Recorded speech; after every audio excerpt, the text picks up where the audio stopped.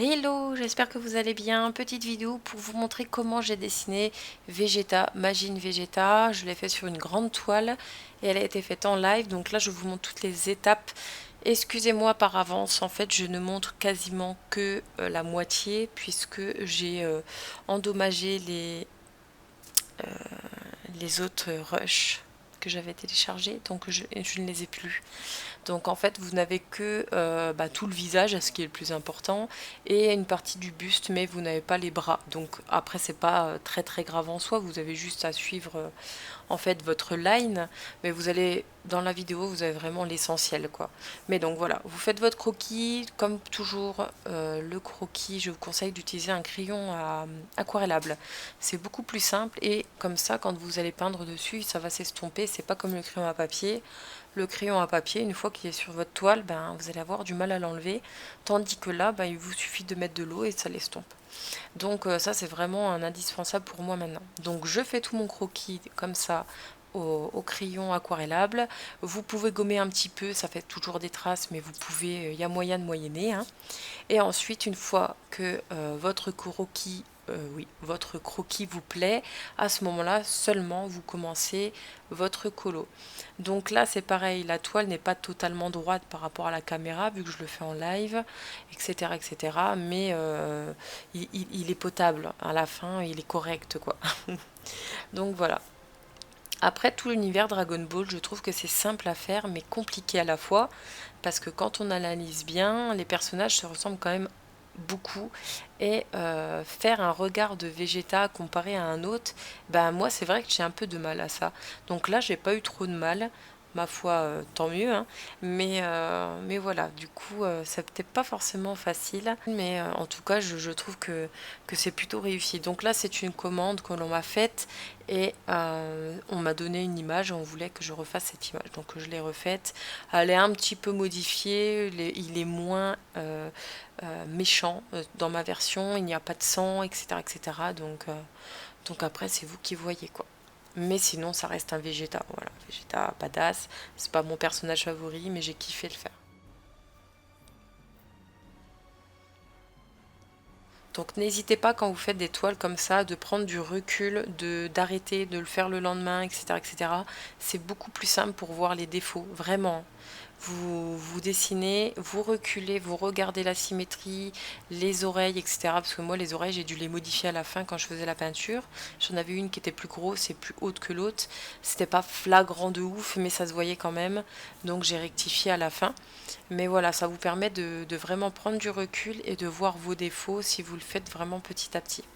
Donc vraiment, c'est quasiment le seul conseil indispensable que je peux vous donner.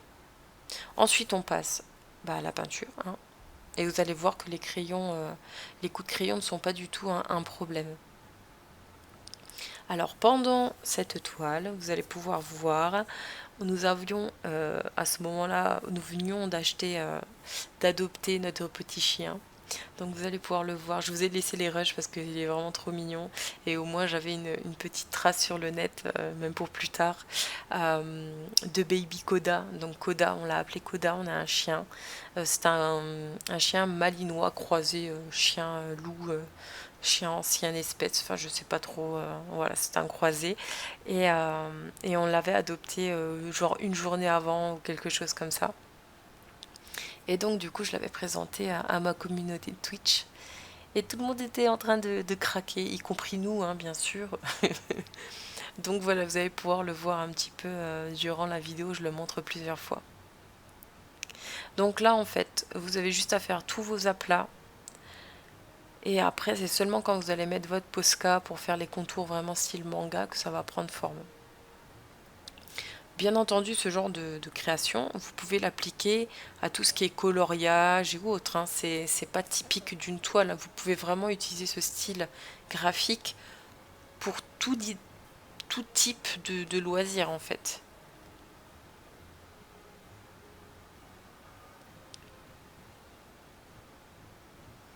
Je dis ça justement parce que je pense à ceux qui font du coloriage comme là je fais maintenant, vous pouvez très bien vous perfectionner en regardant ce genre de vidéos par exemple quoi. Vous n'êtes pas obligé de regarder des vidéos de coloriage. Donc là, vous voyez, ça commence à prendre forme. Alors ce jour-là, je n'arrivais pas à faire des traits droits, hein. Il y en a plusieurs que j'ai, comment vous dire, recommencé plusieurs fois. C'est la première fois que j'y arrivais pas. J'arrivais pas à faire des traits jolis. Donc du coup, bah, je les effaçais, j'ai repeigné dessus. Ce qui est bien, c'est quand vous faites de la peinture, si c'est sec, bah, c'est pas grave, vous repassez dessus et vous repassez par exemple pour le jaune, vous remettez une couche pour cacher et vous remettez du jaune par-dessus. Ça ne se voit absolument pas. Et vous pouvez cacher des énormités que vous pouvez faire en dessous, quoi. Vous voyez, il n'y a pas de. C'est ça qui est bien par rapport au feutre à alcool. Donc là, vous voyez, je rectifie un petit peu mes mèches. Et ensuite, vous le verrez peut-être pas à la caméra, mais j'ai rectifié en remettant du jaune. J'ai fait plein d'erreurs, hein. Vous voyez à gauche, j'ai fait baver mon Posca avec ma main. Enfin, c'était une catastrophe celle-là. Catastrophe, catastrophe. Mais au final, on s'en est bien sorti. J'aime beaucoup le résultat.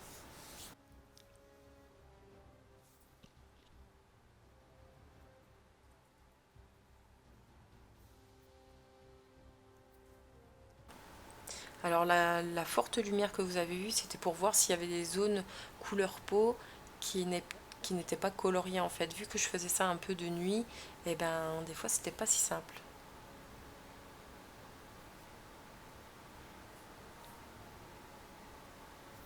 Donc là on attaque les ombres. Là c'est une image où les ombres étaient vraiment très très nettes. J'aime beaucoup aussi ce style.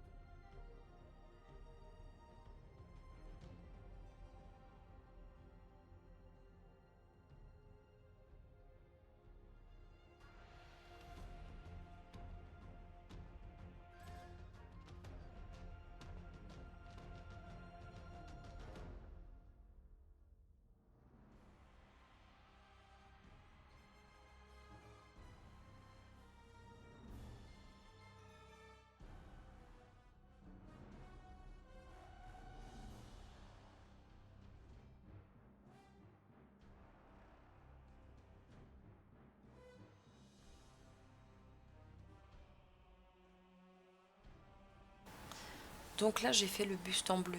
Le buste en bleu je l'ai fait au Posca. Le problème avec les Posca sur des grandes zones comme ça, je trouve que ça fait des traces et ça j'ai horreur de ça. Donc quand vous colorez avec le Posca, vous prenez un pinceau et vous étalez encore la peinture, ça va la lisser et retirer tous les traits pas beaux que vous avez, ça va vous les retirer. Ensuite je fais toutes les ombres en noir. J'ai fait déjà dans un premier temps au pinceau et ensuite je vais venir les retracer plus nettes avec un Posca. Faites attention avec ça parce que des fois vous avez des couleurs qui sont plus mates, plus brillantes, plus foncées, plus, vous voyez, elles n'ont pas la même intensité, donc faites très attention. Selon l'angle de lumière que vous aurez, vous verrez les différences. Donc faites très attention. Parce que des fois ça fait pas beau, hein. Alors une fois que ceci est fait, vous voyez, là je me suis arrêtée en fait au niveau du buste, mais j'avais filmé les bras, mais je suis désolée, j'ai plus les rushs. Donc voilà, après j'ai attaqué les cheveux, j'ai galéré pour les mèches des cheveux. Vous voyez là j'avais déjà effacé et j'ai recommencé, mais au final ça a été.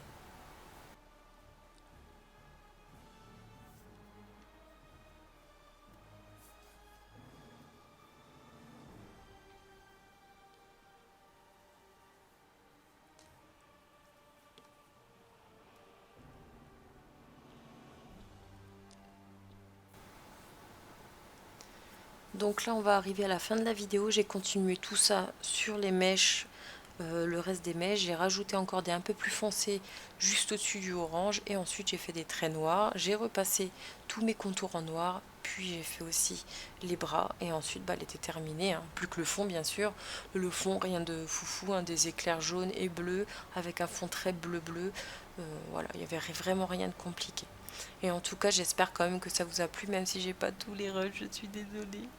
Mais j'ai vraiment pris du plaisir à peindre cette toile. Vraiment, j'ai kiffé.